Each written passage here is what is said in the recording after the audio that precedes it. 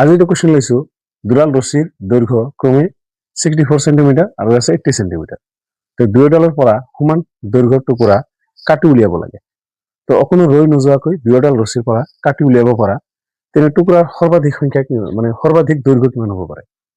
তো ইয়াতে তুমি এটা বস্তু লক্ষ্য কৰিবা, ইয়াতে এটা শব্দ আছে সৰ্বাধিক।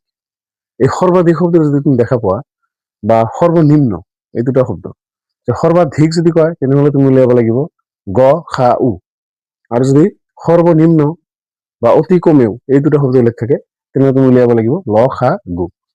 তো তুমি চোৱা ইয়াতে তোমাক কৈছে সৰ্বাধিক, তেনেহ'লে 64 আৰু 80 তুমি গ খা উ ওলাই দিলে এনচাৰটো আহি যাব। তো প্ৰথমতে তুমি কি কৰা, ইয়াৰ গ খা উ ওলাই দিয়া। তো গ খা উ উলিয়াবলৈ হ'লে প্ৰথমতে 64 লিখা, লিখি এইটো কেনেকৈ ভাঙি দিয়া।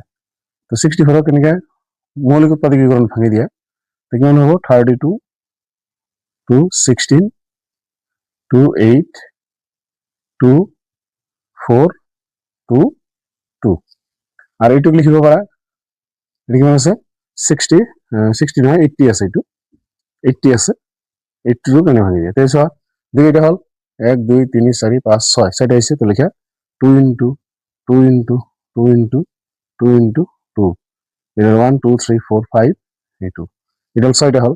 80 কো এনেকে ভাঙি দিয়া 2 40 2 20 2 কিমান হ'ব 10 2 5, ইয়াৰ ওপৰত আৰু নাযায়। তো এনেকে লিখি দিয়া। তো এটা আছে 4 1 2 3 4 আৰু 5। সো এবার কি করা, গসাও মানে এই যে দুটা সংখ্যা তুমি মৌলিক উৎপাদকীকরণ ভাঙি দিলা, এই সংখ্যা দুটাৰ পৰা কি কি কমন আহে সেই কমন কেইটা পাৰ্ট লৈ তুমি মাল্টিপ্লাই কৰি দিলে কি ওলাই যাব, ইয়াৰ গ খা উ ওলাই যাব। তো চোৱা মিল আছে 2, ইয়াতে মিল আছে 2, ইয়াতে মিল আছে 2, ইয়াতেও আছে 2। তো ইয়াৰ পৰা কমন আহিলে এইকেইটা কিন্তু কমন নাই। সো তুমি কি কৰিবা, এটাকে গ খা উলিয়াই দিয়া, ইকুয়াল কিমান আহিব, যি দুটা কমন আছে দুটা মিলে এটা আহিব। তো কিমান আহিব 2 দুগুণে 4 4 দুগুণে 8 8 দুগুণে 16, এই হল 16।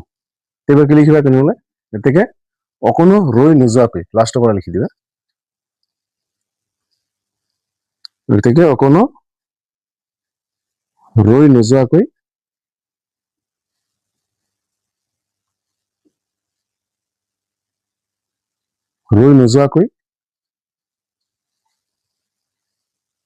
কাটি উলিয়াব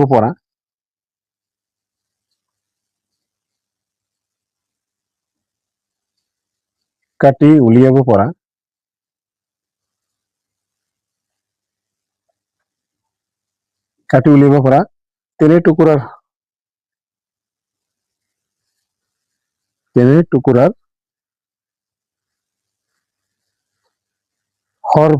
সৰ্বাধিক দৈৰ্ঘ্য হ'ব সমান 16 সেন্টিমিটাৰ। তো এইটোৰ এনসাৰ এইখিনিতে সমাপ্ত হল। তো ভিডিওটো ভাল লাগিলে লাইক কৰিবা আৰু আমাৰ চেনেলটো সাবস্ক্ৰাইব কৰিবা।